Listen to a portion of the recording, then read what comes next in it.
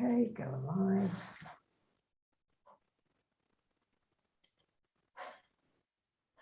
Here we go. I'll tell you, I mean, I think we're live, Summer, but I'm just going to wait for this pop-up to come up and so I can turn it off. There we are. So we're there. There, okay. Can you turn it off too? Thank you. What the Stop already. I don't know why it's doing that. Oh my gosh. Wow. Are we okay? Yes. We're under a Mercury retrograde, Summer, so you know we've got to be. Uh-oh. I guess I just can't. I want to be able to see this so I can see but I don't know why the sound won't go on. Okay. Skip ads. There we go. Sorry. Got it now. No problem. We're all learning as we're going, aren't we? Yes, it's like everything is sort of a learning process at the moment now. Yeah. Okay, let me just get my controls under control. Okay, let me move this so I can see the questions. That's what I'm trying to do here. Yeah. Okay. Yeah. Okay. All right. So, what a great pleasure it is to have you here today, Summer. Thank you so much. Thank you so much. It's really wonderful. And we have wonderful audience that you have, and just been so much fun, really fun. Yeah. We have a beautiful soul community here and so supportive of one another, of us. It's really a whole sort of frequency that we're building here online that I really feel is going out into people's lives. You know, it's really translating into good things happening, even amidst all the stuff that's coming up. So Summer, beautiful friend, mystic, trance channel, and many other things. Very gifted. You have many different talents. I know you do. There's been quite a few questions. I thought we might start with some of the viewers' questions. Would that be all right? Sure. Yeah, absolutely. Absolutely. One of the questions is, how did you know you were a channeler? Well, I didn't know, really. I was just curious about it because I had met Dr. Peebles through Thomas Jacobson, who was a trance medium in Los Angeles and Santa Monica. And I'd heard him on the radio first, and then later on we talked, and I was curious about it. And Dr. Peebles told me something really interesting that kind of was very intriguing. And I said, how do you do that? Like, if I wanted to be a channel, how would I do that? And he said something that really, it was like kind of a trigger for me particularly, because this is not something that I would find fun, even in my imagination, which is he said, imagine yourself standing with your toes at the edge of a cliff with your back to an abyss and feel yourself falling backwards into the abyss. And that was a terrifying thought for me, just even imagine that, because I have a terrible fear of heights. So, but I did it, and I did it over and over and over again, tried to feel myself almost like peeling out of my body.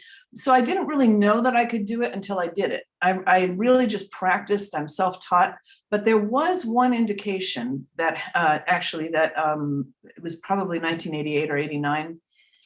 I was so afraid of life, and I saw spirits, I heard spirits. I thought, people would tell me they were demons, but nothing was demonic that I would hear. It was all beautiful stuff, but I was scared. I didn't understand why I would see and hear these spirits. And I also wanted desperately to know that God was real. I wanted to know, and I needed to have purpose and value and meaning in life. So I went into my room at night and I did everything that I could to make myself as vulnerable as possible and face all of my fears. I was terrified of the dark, so I turned the lights out. I closed the doors to my room, which was actually in the garage, which we had converted to a recording studio. And I laid down on top of my bed, and I laid on my back, and I said, bring it, whatever this is. I want to know what it is, God. If your love is real, if you've got my back on everything, I have nothing to fear. And I want to know that you're there and that you're real. So night after night, I did this. And one night I woke up. I might have told this story before, I don't know. But one night I woke up and I was sitting up in bed my body was sitting up in bed. I hadn't done it. And I was very aware that I was not in my body, but my body was sitting up. And I thought, am I in my body? And the weird thing was I kind of flew off to the bathroom mirror, looked in the mirror and saw a wispy form of myself, which scared the crap out of me. So I went back to my body and I thought, if I'm not in my body, who is? And as I came back into my body, I felt myself passing through this most benevolent being. I mean, the love was off the charts. And as I'm coming in, this being was going out, and I could hear out of my mouth, the words were coming that said, God bless you, over and over and over again. But I wasn't doing it. Finally, the spirit left my body. I'm back in my body. My eyes are open. I know I didn't open my eyes. And I'm sitting there in bed going, whoa. And these two benevolent beings next to me, I hear these voices very loud and clear outside of my head, a male voice and a female voice. And the male voice says, well, what do you think? And the female voice says, well, it looks like destiny to me. And I was like, destiny? What destiny? You know, and I talked to Thomas Jacobson about this, and he's like, oh God, Summer, he said, what do you think they meant? And I'm like, what? He said, you can be a trance medium. And I said, what?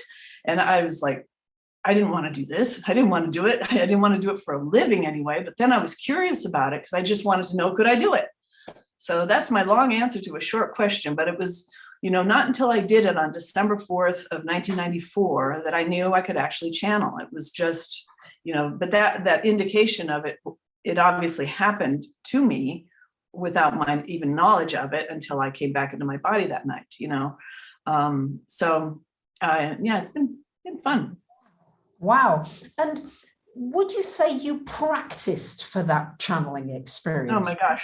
Oh, I practiced and practiced and practiced. It did not come easy. Yeah. That's the important bit. Okay. No. And even though I was already clairaudient and, you know, and I had psychic experiences all my life, I was going out of body at the age of 17.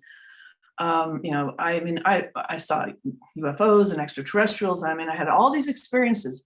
But trance channeling was not an easy thing. And some people get scared because they think, well, I don't want a spirit occupying my body. And people think it's like you're being possessed. Well, it's not really, it is a type of possession.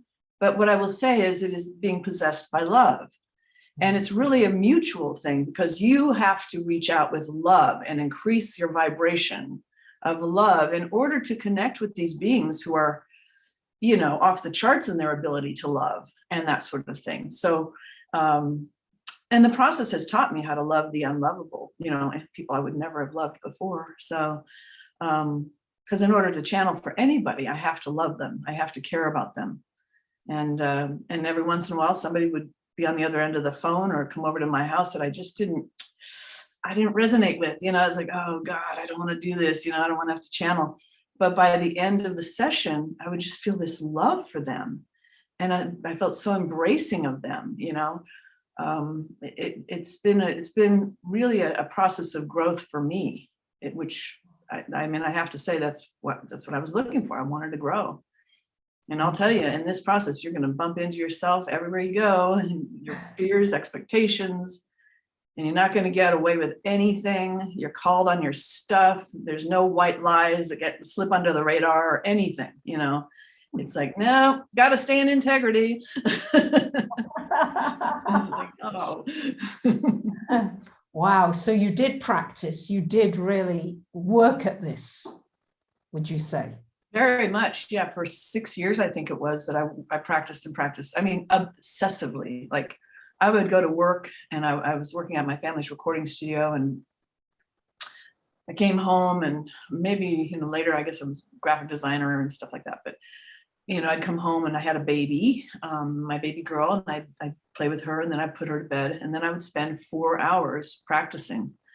I did things like, you know, I wanted to know that my guides were there. So I sat at a table one night and I just said, okay, I'm going to sit here. I'm going on the premise that, you know, I exist, but I don't know that you exist. You know, I need to find you. You know, they're not going, I don't know if that summerbacon exists or not. You know, they know we exist. You know, they don't have that problem that we have.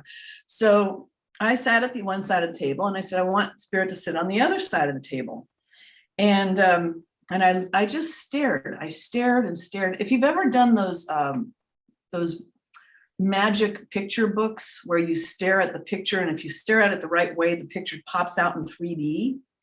So I'm staring and I'm staring and I'm staring and I'm getting so tired. I did this night after night after night. I'm like, okay, guys, I guess I just can't see you. And all of a sudden, three-dimensionally, this beautiful, I swear it was like a leprechaun, honest to God, face comes popping out. And this little guy with this little hat on, and he's waving at me. And he's got, I think he had a flag too, and he's waving at me. And I was like, oh my God, it was the coolest thing. I couldn't have made that up, it was just amazing. It was so much fun. But, it takes practice. It takes a lot of work. It really does. And, I'm a little skeptical sometimes when people just say, oh, they just became a trance medium overnight or something. Okay, maybe they had that innate skill from a past life that they brought in. And, but I mean, this is not about becoming a trance medium. This is about developing a deep personal relationship with God and spirit. And you do that through love, and that's it. I mean, that's what it's about. It's not about channeling. That's a byproduct almost of the process that I've been through. And so I have a very deep love of God, deep love of spirit. There's no question in my mind. People can talk to me all day long and be skeptical. I don't care, because I absolutely know the truth for me. It doesn't have to be true for anybody else. You know that, Bracha, with pleiadians, right? Oh, the truth and value of what you do.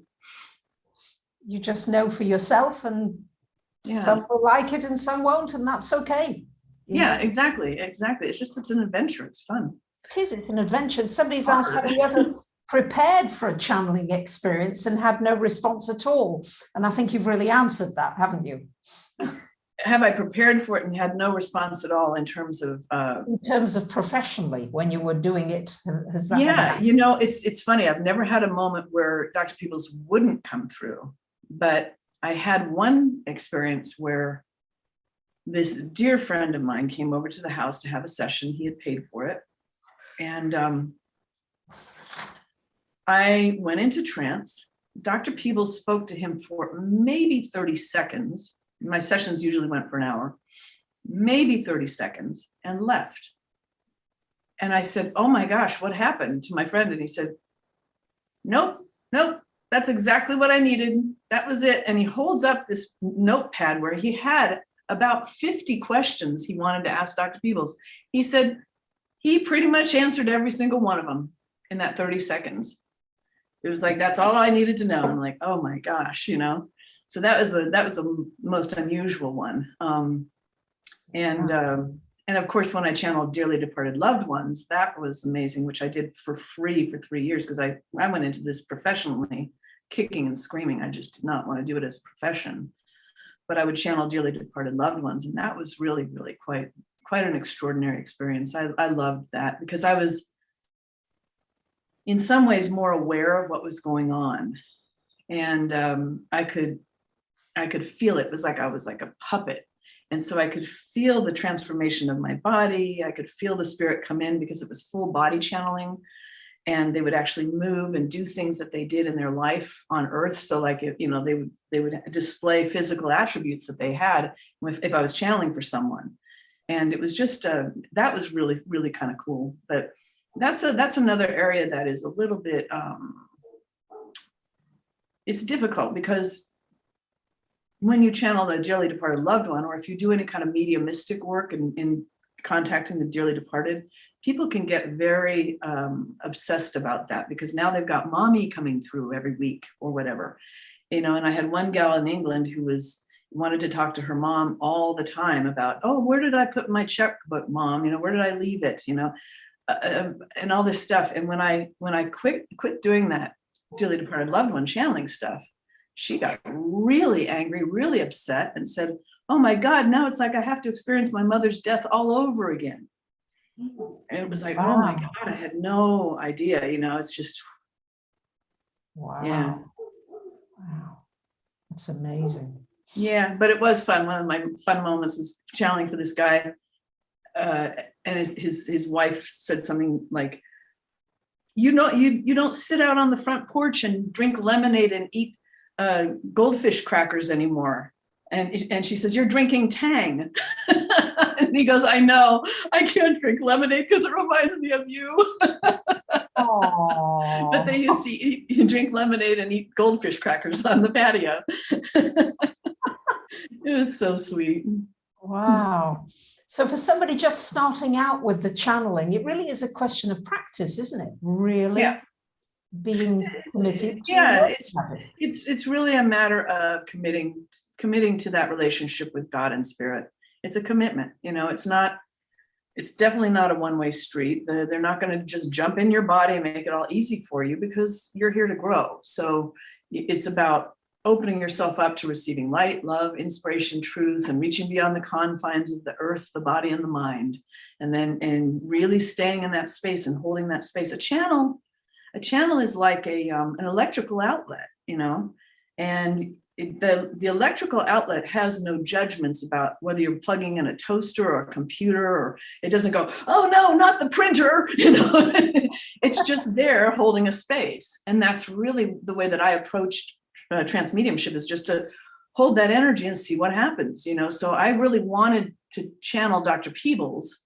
But once I did, then all these other spirits started coming through. He would introduce them.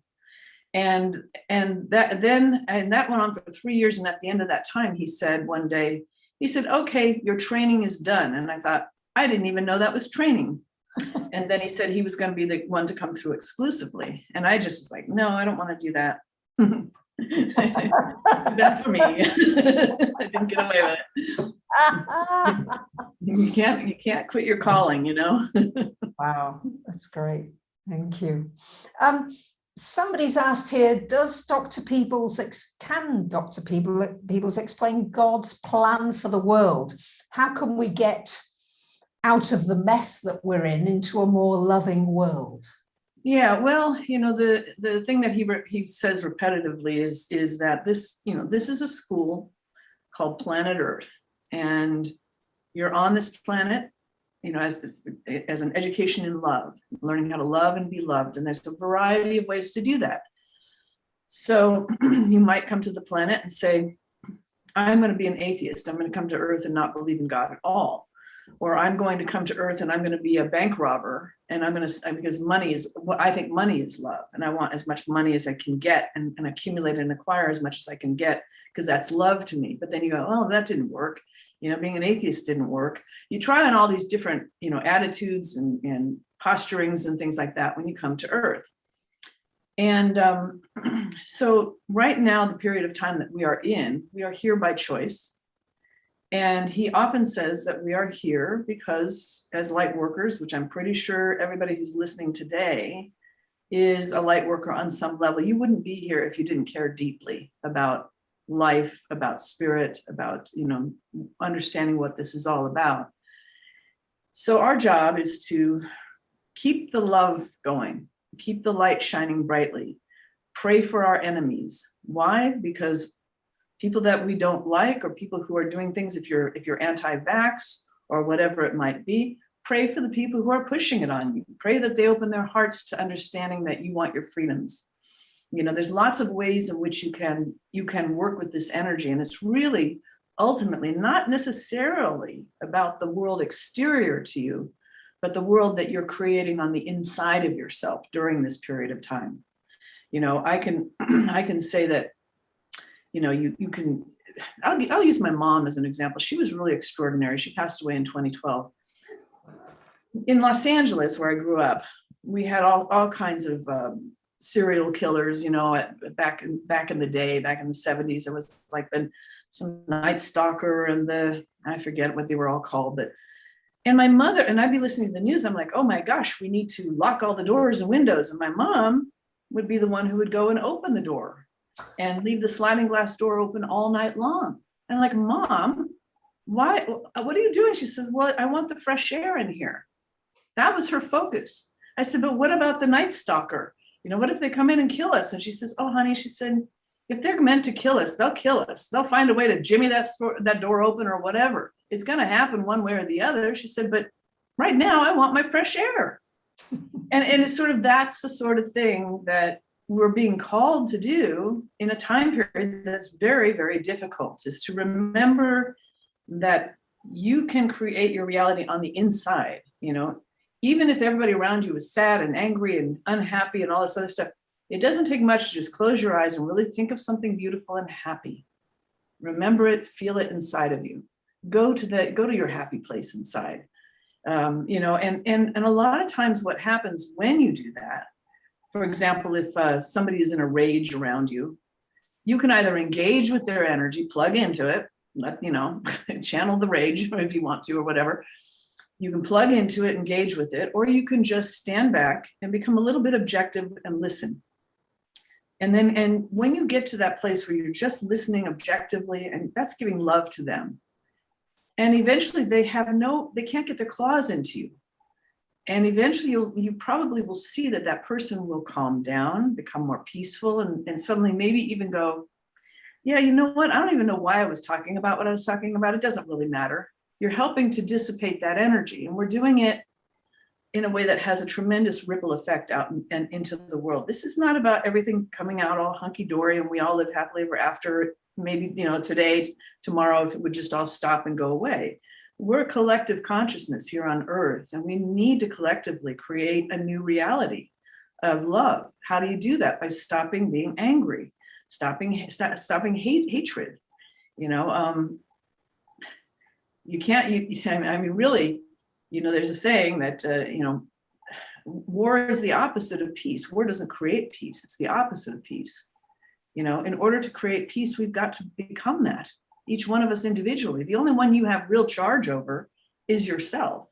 You can badger somebody into saying that they believe your opinion, but that's so much effort. Why not just be? Why not be a demonstration of what you're trying to show the world and live your life accordingly? Want more love, want more peace, be that. It's beautiful. Thank you so much. Yeah. That's dead right. And the more you can bring that love frequency into every interaction, the more rich your life is. Yeah. I think I've been thinking a lot about Anne Frank lately, who was the young lady, 13 years old, who was in the annex, they called it, and she was in hiding with her family during World War II. And during that time, she wants to have a boyfriend, and she's going through all these things. So she finds something to do during what must have been an intense, terrifying, difficult time. And she wrote in her diary and found something to do to make herself happy and find that peace, no matter what was going on. And look at the gift she gave to the world of that diary and her beautiful, amazing perspectives on that time period and all of that. And, and she came through. Dr. Peebles said that she was there a couple of weeks ago in one of the sessions that I did, which really surprised me. And she was so happy, and she had no anger, no anything about her life. It was just, wow, what an incredible life I lived. And she really got the perspective on it when she came to the other side. So, it's hard while we're in the thick of it. And I know that it's not easy. Definitely is not easy right now for anybody, I don't think, But we are being called upon to really dig deep inside of ourselves and find that love. Yes. And to know that every single person makes a difference. What you do affects so many more people than you could possibly realize. Yeah, absolutely. I watched a thing on YouTube today about this near-death experience this woman had. And in her near-death experience, God showed her one of the most significant things she had ever done in her life. And she had no idea. She thought of all these lofty things that she thought she had done. But what he showed her was that she was in line at the grocery store one day, and the woman in front of her was short $2 for her groceries. And so she gave the woman $2. And then he fast forwarded to show what happened to this woman who got the $2 from her. And she was now working in a pantry or soup kitchen type thing, to fill boxes with food to give to the homeless. And that's how it affected her life. And so it was like, you don't know how you're really affecting people's lives ever, you know? Yeah. And so I think what it is about now is a greater consciousness of what it is you're doing and thinking and saying in your daily life. Yeah. Whatever it is that you're doing. Because somebody's asked, when will society get back to a more equitable way of life? That I wouldn't even know how to begin to answer that question in terms of when, because timelines I really wouldn't know. I would have to put it in a perspective that I think Dr. Peebles would share, which is it happens when it happens within you, because that's where it's happening, you know. So as far as, you know, if you want, you know, an equitable society, be equitable in your life with the people that you're interacting with, and, you know, be a demonstration of that. It becomes infectious eventually. That might be your life's work, is to create a more equitable system in the world. How can you create that? How can you contribute to that? Because a lot of times we're so conditioned to like sitting back and waiting for things to happen, you know, but God's not just going to move us around like chess pieces. God is asking us to take action and to be involved, and to be involved with people and community. You know, this lifetime here is all about relationships, the one that starts within yourself and then what you share with the world around you. So, you know, I think, you know, we'd love to perhaps, you know, daydream about living in a utopian society where everybody's, you know, where it's all equitable and everybody's treated the same and we all are happy all the time and this sort of thing. But that's not really what planet Earth is about. It's really about us learning through the challenges, you know. Dr. Peebles said the other day something about there are storms that rage and they tear down buildings and they uproot trees. But he said, but then there's also a certain beauty to those storms, and there's a certain wonder about them. And, you know, so there's a lot of different ways to look at these times that we're in, but take action and engage in whatever way you want to. And that might just be that you want to stay home and take care of your kids, and that's fine. You know, you don't have to do anything big, like, you know, out, you know, I don't know, go clean up all the plastic bottles from the ocean. I mean, it's a great thing to do if that's what you're inspired to do. But, you know, sometimes maybe just taking care of that one little kid that you have and helping them grow into a beautiful and responsible, amazing person in the world, maybe they're going to be the one who brings the whole society back to being equitable, you know. we don't know.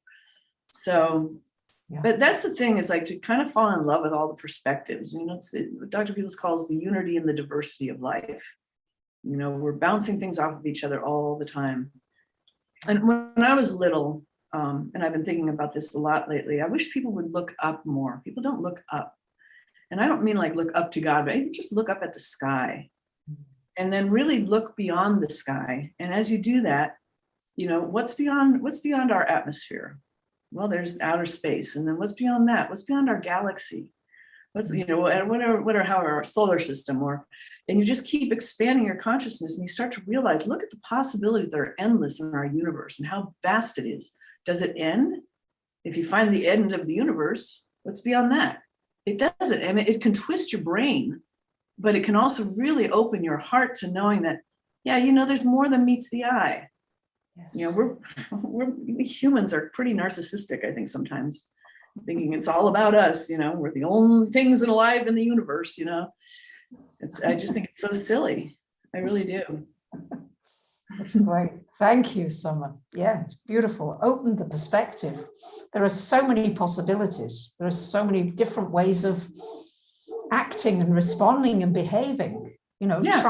Try different ways. Try, if one thing doesn't work, try another. Yes. Exactly. I remember there was a beautiful writer, Leo Buscaglia. He was a psychology professor at USC.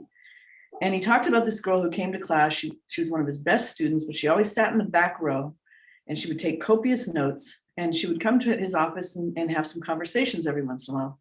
And one day she didn't show up in class, and then she didn't show up at his office, and he was wondering what happened. She had committed suicide, and I will never forget what he wrote.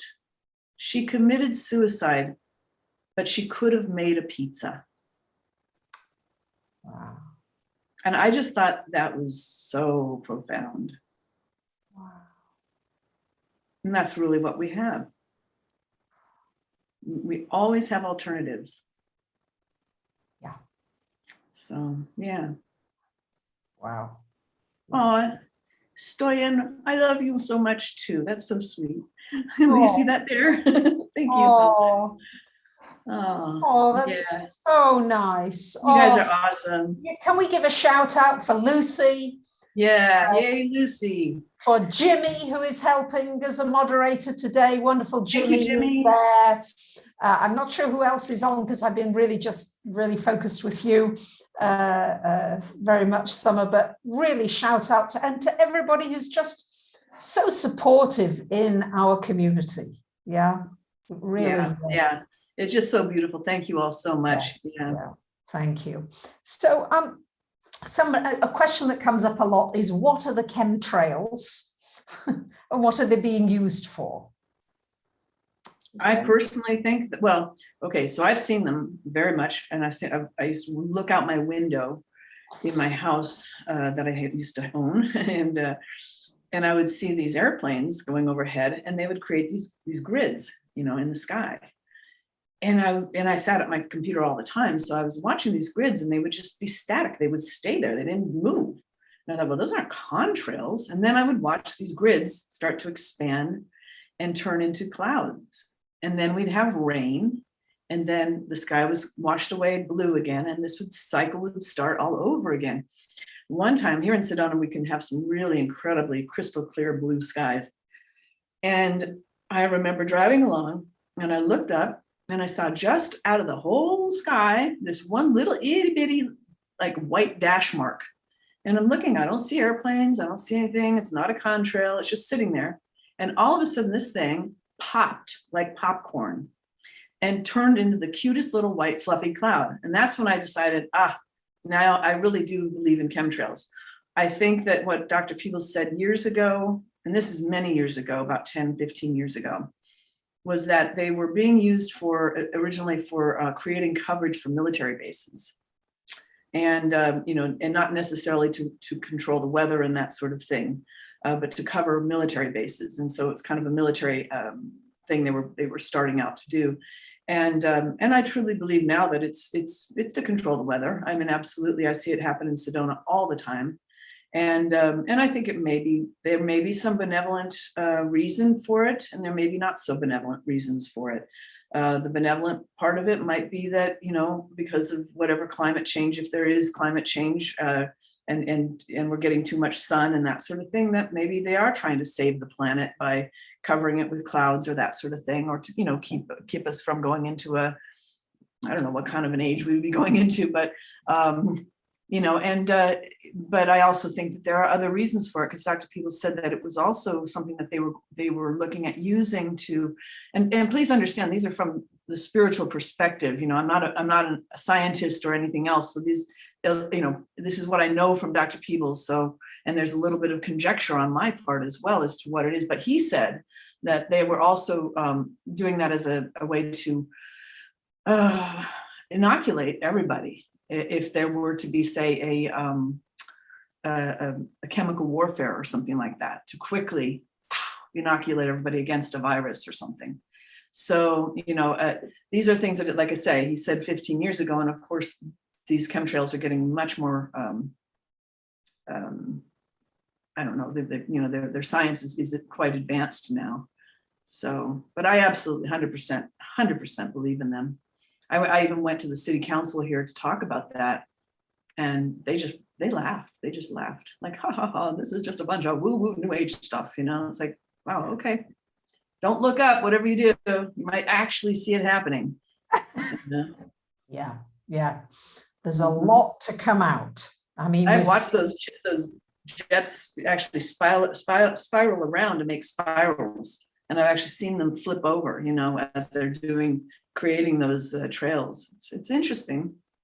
It's amazing. I mean, humans are pretty amazing in what they can create and stuff. And I do think that there's a lot of extraterrestrial influence in that as well. I think we do have a lot of science from the ETs. I happen to have a friend who worked for one of the aerospace industry, and was very much aware of the existence of extraterrestrials and that sort of thing. So, yeah. Wow, we're opening a huge field here. Is there anything in the chat you're seeing that you'd like to respond to? Please, I can I just see this at summer hidden in plain sight. Let's see. And I'm just really enjoying the comments about what I was just saying. We can save the planet. Mother Earth has its own course, and mankind wants to control in a narcissistic way. That's from NMB Fit Tata de Avila. Yeah, you know, Mother Earth is a living, breathing being. You know, she breathes. I'll never forget years ago when we were bombing caves to try to capture bin Laden, you know, and they thought he was hiding in caves, so they were bombing the heck out of caves all over the place. And Dr. Peebles said, yeah, not a good idea. He said, it's going to come out somewhere, because he says that's where some of the gases and things are being released, you know, from the earth. And he said, it's going to come out on the other side of the planet as earthquakes. And that's exactly what happened. It's exactly what happened. It took about a year. And that's exactly what happened. So yeah, I mean, she's a living, breathing being. She really is. She's got a heart. She's got you know, she breathes. She's alive. But, you know, I also believe everything is alive.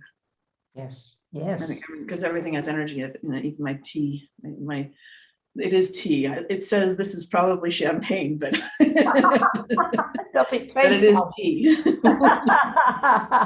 We don't mind if it's champagne. At 9 o'clock in the morning here, it would be a mimosa.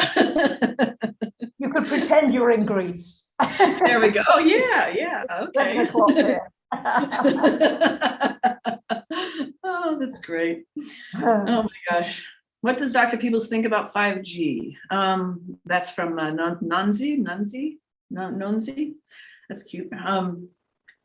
You know, he says I think I might have talked about this the last time, but there's a lot of frequencies that are running through us all the time. We can't escape that. You know, there's microwaves, there's radio waves, there's 5G, there's all kinds of stuff. And it's really a matter of not catching it through your fear. If you're afraid of it, it will stick with you. If you're, oh, I'm so worried about 5G, oh no, it's going to hurt me, so you're just putting it out there, you're creating that reality, you know. So instead, maybe just see yourself as like, I have no, you know, I'm not filtering it out, I'm not catching it, you know, I'm just going to let it flow through me and unobstructed. Or you can create, you know, put some blue light around you, which actually would be this kind of color. And that's the color that I see when he talks about the blue light, putting it around like a filter. But and you know, the thing is with Dr. Peebles, he doesn't worry about anything. He knows we worry, we care, we're in fear and all of that, but he's just trying to teach us how to all calm down. You know, he says there have been a lot of horrible things that have happened on the earth, and actually the time that we're in is one of the most remarkable times, because it's the first time on planet Earth that we have been globally aware of one another, because we're all being affected by the very same situation at one time. And so he says it's really opening up our hearts, and it's really breaking down barriers, borders, and boundaries, because wherever you are on the planet Earth, you all can relate in some way, you know, to what's happening at this time, the frustrations, the fears, the expectations, the anger, all these other things. And also the very fact that, you know, with the masks and social distancing and all of that, he says it's backfiring on the people who want to separate and divide and conquer us. It's backfiring because they forced us to go into our homes and go into ourselves. And so there we're finding and touching the face of God, and we're discovering they can't take that away from us. They can't take love away from us. That cannot be taken away no matter what. It's helped us to develop our psychic abilities, our intuition, through the wearing of the masks and looking at each other in the eyes. We're not reading the facial expressions, so we're having to read the person's heart. Social distancing has been about, you know, being aware of who's around you, and sometimes doing that from an intuitive perspective, like, oh, I feel somebody's there. And you might not have done that in the past, you know, and so it's heightening all of these abilities that we have to bring us into the new dimension of understanding of love, which is the 5D world. So, wow, yeah. That's fantastic. Isn't that fantastic, guys? Isn't summer amazing? Oh, yeah. Thank you. Yeah, she's amazing. She's coming up with things that are such soothing ways to see what is happening in our Yeah, world Lucy, right now. yeah, Lucy says energetic awareness. That's right. Exactly. Energetic awareness. Yeah, exactly. So yeah, it's just it's wonderful, really. I just love the way you are contextualizing in a different way some of these tremendous difficulties that we've been experiencing as a species. Yeah, we can see that we've got to raise the frequency, or however you want to call it, and the highest frequency is love. Yeah, exactly. I know another thing Dr. Peebles has said about, how we're all energetically connected and that sort of thing. He always says we're in the same soup, so to speak. And what he does is he talks about the fact that we all breathe air. Okay, so I exhale here, and eventually some of my exhalation could end up over there in Greece with you, and you're inhaling it. Or maybe we're inhaling something from the past, from, dinosaurs or something, or you're inhaling the energy, inhaling the breath that was breathed by somebody you didn't like, Adolf Hitler or something. You can't get away from it. We're all in the same soup, and we are all energetically connected. It's so incredible. Yeah. I truly, without a doubt, trust and believe that we are energetically connected. And there's one person in my life very, very special to me that I had not seen in 40 years. And a few weeks ago, maybe it was like 4 or 5 weeks ago, I started thinking about him, and I started sending him love. And I just said, I really miss you, and I really love you. I hope we find each other someday. I really miss you. I really love you. And I just talked to him. I just talked to him as if he was in the room. I love you. I miss you. I really would love to have a conversation with you if you're still on Earth. And if not, I hope you can show me that you're not. And this went on. Suddenly I found photographs of him that I forgot I had. I moved here. I'm going to put those photographs on the wall. So I did. And I started saying, hi, good morning. How are you? I love you. And I sure hope we get to meet someday, because he's nowhere on social media at all. So there was no way I could not find him. And then I told you this, Bracha, this morning, but after I moved in here, I didn't have my journals from my high school. And I thought, oh man, did I throw those away? Because sometimes I get those impulse things. I don't need this crap, throw it away. And I thought, oh shoot, I want to read my journals. I wonder what I wrote about him. And I all of a sudden see this box next to my bed. It's a decorative box. I thought, gee, what did I put in that box? I don't even know what that box is. And I opened it up, and my journals were in there.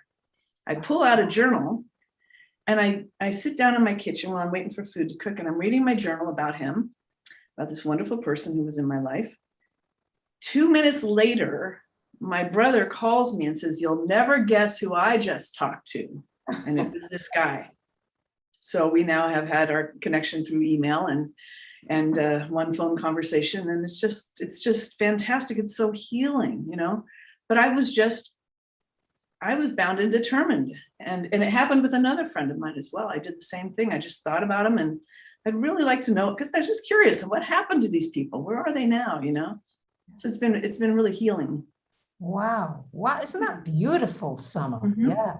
I'm wondering whether there's anybody in our audience that's been doing something similar or connecting with people, because it is a wonderful time for healing everything. I think everything's, there's an opportunity for immense healing physically with our bodies. Yeah, I'm sure that the amount of disease and pain, emotional, physical on the planet will reduce greatly once we really experience our deep connection with one another. Yeah. There's a tug of war that's going on, and Dr. Peebles always says, how do you, he said, when you're in a tug of war, let go of the rope. Yeah. And I think there's a lot of power and truth to that. Yes. I really do. It's sort of like, I truly believe that forgiveness is very important. Not because you're saying that you're forgiving that person's behavior and and it's okay that they did that to you. You forgive them for yourself. You let them go and say, okay, I understand, I forgive you, and you're not what you did, and it's okay. I love you anyway. You're just another growing person like I'm a growing person. And forgiveness of self is really important too. Really important. Yes, yes, yes, Yeah. it is. It is. And I think that, well, as we're moving astrologically into this age of Aquarius now, I think we're moving away from, or maybe there's going to be a very big change in how religion is perceived. Organized religion. I think this is going to go through, as you can see with the Catholic Church and all these things coming out now. I think this is up for a lot of healing. Yeah. I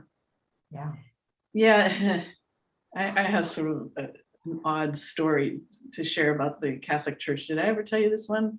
No. About the client who, okay, so I did one session for this gal. I heard about the results of this session years later. This gal, the last thing Dr. Peebles said to her was something about, you're very open, be aware of the fact that you do hear spirit, but be discerning in what you are listening to and what action you take with that. And so very shortly after that, she heard spirit tell her to go to the Vatican and and urinate in the square or whatever there is there. And so she did.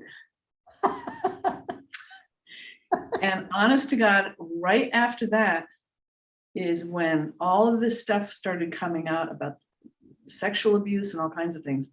Well, her family thought she was crazy, and unfortunately it didn't have, she hates me and, and all of that. Again, hates Dr. Peebles, and thought that he told her to do that, and he didn't. He said, be discerning, what you're doing. But can you imagine? I mean, it was pretty amazing. It was pretty amazing.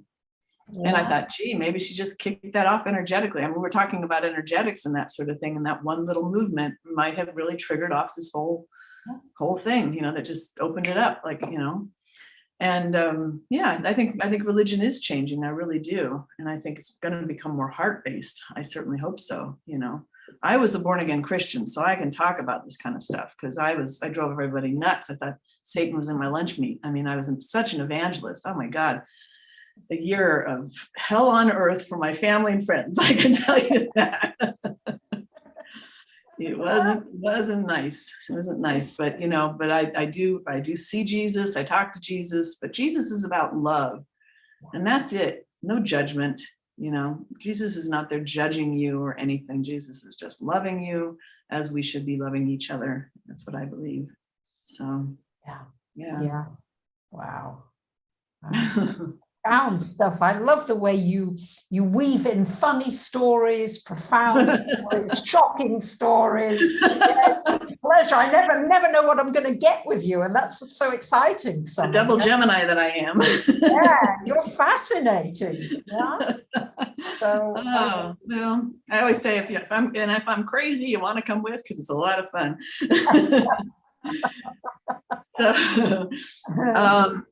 Yeah, somebody's asking if I astral travel. Yes, I do. And it's really fun. And I love going out of body more than I like being in the body. Love it. Absolutely love it. And, there's a little trick that you can do if you want to try to go out of body. What you really just need to do is your body needs sleep, but your spirit really doesn't. So let your body get heavy and fall asleep while your mind is active. Think about anything to keep your mind active, which, that not talking about being an insomniac. If you have insomnia, then go with it and say, okay, I can't get my brain to stop. So I'm just going to go ahead and think about everything while my body gets heavy and let my body rest.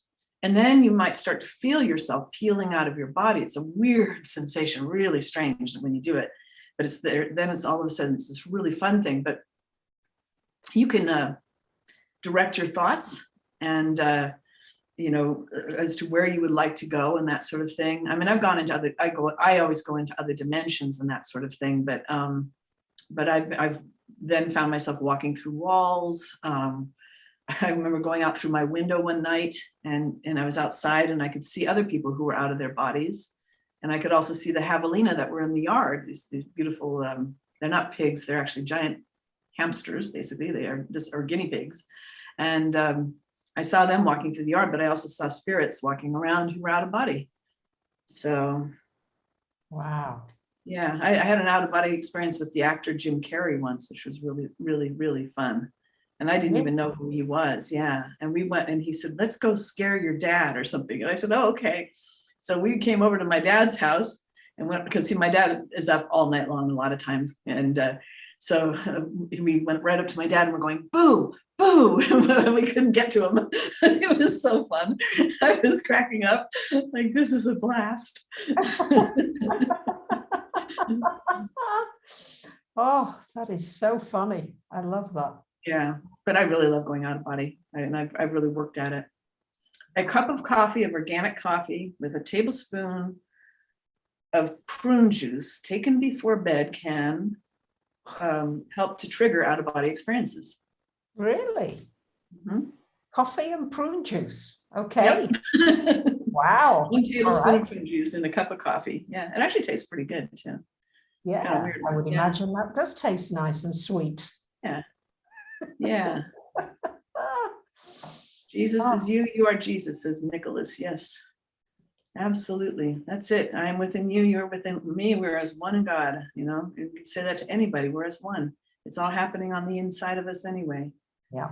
So Radhika's saying she does astral travel daily, but how does she not re-enter the physical plane? I haven't figured that one out. I haven't gotten away with that. That's a good one.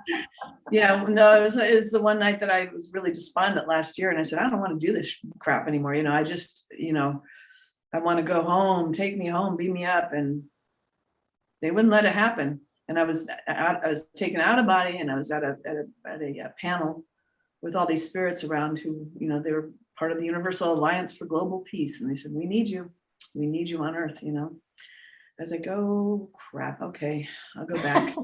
And I decided to be happy, and since then I've been happy. I decided what's the alternative is to not be happy, you know. So yeah. So I don't know. Yeah. Wow. You know what? I'm feeling Dr. Peebles really close right now. Do you want to say hi? Of course. Okay. Yes, please. I can feel him so hard. It's like getting hard for me to talk. So I guess he's here. So. God bless you, Dr. Peebles. Yet it is a joy and a blessing when man and spirit join together in search of the greater truths and awareness. God bless you indeed, my dear friends. You're beautiful spirits, students of the divine, and we love you so very much. Take charge of yourselves. Take charge of your heart. Understand that the love that is within you can never be taken from you. God bless you indeed. And you can grow it as big as you like. It never stops, my dear friends. Your life is sometimes feeling like a circle. Round and round you go, but you take that circle and you turn it into a spiral, and you start to weave yourself into the fabric of eternity, because you are a beautiful spirit made of love. God bless you indeed. A child of God upon this school called planet Earth. Don't take it for granted. God bless you indeed. Look at your life. Look at your world. Look at the beauty and the structuring of it. God bless you indeed. It is all there for a reason. It is all there moving forward, my dear friends, into greater and greater love. All of this other stuff that you don't like upon the earth, that's all going to start to fall away. It's being exposed. It's going to be seen and heard and felt by the world. And God bless you indeed. You will find that what is pushing up through that fertile soil is going to be beautiful, magnificent, and wonderful, my dear friends, in terms of your awareness of each other upon the earth, helping and assisting each other to help Mother Earth herself at times. God bless you indeed. Helping and assisting each other so that there is no more poverty, that there is no more, if you will, pain, that there is no more hunger upon the earth. God bless you indeed. This is going to be happening over many, many years, decades, but my dear friends, it's happening right now because you are within yourself contain a wealth of truth and guidance that you are starting to follow and bring to the surface. Please understand that each and every one of you has value. You are a beautiful spirit who never makes mistakes, because there are no mistakes. There is only growth. Remember this, my dear friends. You are pure and unabashed love, and we love you so very much. Reach out to us. Give us a hug, because we're constantly reaching out to you, waiting for your embrace. God bless you indeed. And my dear friends, we shall allow the beautiful dear channel to return, but go your way in peace, love, and harmony, for life is indeed a joy. And all you have to do as you enjoy the journey to your own hearts and suddenly to your own enlightenment is simply lighten up just a little bit more. And dear Bracha, we certainly thank you so very much for this platform, for our community. God bless you indeed. Oh, good Lord. Oh, hi. Woo, I'm back. Thank you. Wow, that was amazing, Summer. Gosh. Oh, Oof. thank you. Yeah, he was really strong. He really came in. He wanted to say hi. I Yeah, could tell. well, he really got his point over. And yeah, people are just, wow, that was amazing. And the initial thing that he said, where, you feel as though you're going around in circles, but make the circle into a spiral. And then you're part of infinity. It was like, wow, Yeah. that was Yeah. just, I think people are just Nice. really blown away by that. Thank you, Summer. I know that You're takes a welcome. big effort from on your part. So Oh, kind of a rough landing. Yeah. Yes, Shelter. It's it feels like I'm when I come back from that, if you've ever been swimming and you're underwater a little too long and you think, oh God, am I going to make it to the surface before I need to take a breath? That's what it feels like when I come back. It's like, oh, I almost feel like I want to breathe for you. Yeah, I feel as though I want to just give you extra breath. Yeah, wow. Yeah, it's a wild feeling. It really is. And in trance, it's really interesting because I have no awareness of a need for anything, for breathing or anything. I'm just sort of there. Sometimes I listen in, sometimes I don't. Sometimes I listen in and go, what the heck is he talking about? I don't understand, but I sometimes I'm off in my own world making grocery lists or whatever. But yeah, it's really an interesting experience. It's intense. The way that I've chosen to do it is very intense. It doesn't have to be that intense, but it is for me. So yeah, it's very wow. I feel really honored. I think everybody here with us, has a sense of awe. I feel a sense of awe when you bring him through. It's like, wow. Thank you very, very, very, very much. Really, Summer. I'm just it's a joy to be with you. Yes. And I just want to say, clear vibration says, how can I get out of deep despair? And I can't just let that one scroll by. So I just want to say, please know, clear vibrations, that you are truly loved by the universe, by me, by Bracha, I'm sure, and so many others who are here on this platform. So please just try to feel that love and allow it in. Don't put up a wall, but let it come in and calm you down so you can find some peace. Thank you. Thank you, Summer. Oh, please, if there's a lot of chat coming in, so if you would like to address any of this while people are here, that would be wonderful. Somebody says, who was that I channeled? That's Dr. James Martin Peebles, who died in 1922 at the age of 99.9 years old. He was a writer, a mystic, a medical doctor, a naturopath. He was a consulate to U.S. consulate to Turkey, and an extraordinary man, truly. Yeah. How do I protect myself from sleep paralysis? Tell Spirit you don't want to have it anymore. I've heard there's a link between sleep paralysis, though, and people who have the ability to channel. So that might be part of the signal that you have an ability there to do that. I forget who it was who asked that, but yeah. Can I channel Jesus? I did channel Jesus. I'd rather be camping, says. Can you channel Jesus? Yes, I did that early on, which really freaked me out, having been a born-again Christian. And my husband at the time asked to see if he wanted to talk to Jesus, because he was testing me constantly, asking me to channel all kinds of spirits. And first, Jesus came through the way that I would have expected, very Jesus-like, pious and whatever, and this and that, and I could feel him coming through. And then I could feel almost like he's kind of laughing, like that's not really who I am. And all of a sudden, he just inflated in me. He was huge, and his love was just vast. And then he had this conversation with my husband and talked to him about, because he was a carpenter, started talking about carpentry and talked about this chair that he made that was, I guess, triangular in shape and had some legs on it, because he said you didn't go to somebody's house, not everybody had furniture. And so he would carry this little chair with him. And he talked about the different types of wood that he used. And the top piece was balsa wood. And he said, because it was so soft that eventually, as you used this little stool, it would wear down into the shape of your bottom, and it would be more comfortable. And it was and he drew pictures of this and all sorts of things. So it's really interesting. And that's my husband, who, well, was not very nice to me and never talked to me after we divorced. And just recently I've been talking to his spirit and giving him love and saying, I have no anger towards you, et cetera, et cetera. And all of a sudden he told my daughter that he has all of my original channeling tapes, also videotapes. We had a few of those that he wants me to have back. Wow. I can't wait. I'm so excited. I can't wait to see if there's actually, I think, my very first channeling I ever did. And if I do have that one, I will post it. Oh, yes, please. Yeah. Wow. Yeah.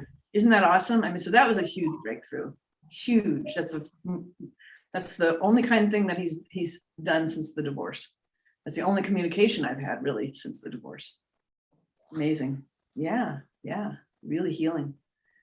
Wow. Yeah. Well, thank you so much. My goodness. Wow, this has been rich, amazing, exciting, interesting, touching, heartwarming. Oh, thank you. It has been for me too. Oh, thank you so much, Summer. Thank you, Lucy. Thank you, Jimmy. Thank you to our beautiful soul family here with us online, and those of you joining later. Thank you for being here. You are loved. You are appreciated. Absolutely. And Summer, I hope that you will grace us with your presence again. We would love to have you back. I would love to. And thank you, Lucy and Jimmy, and thank you, Brachas, so much.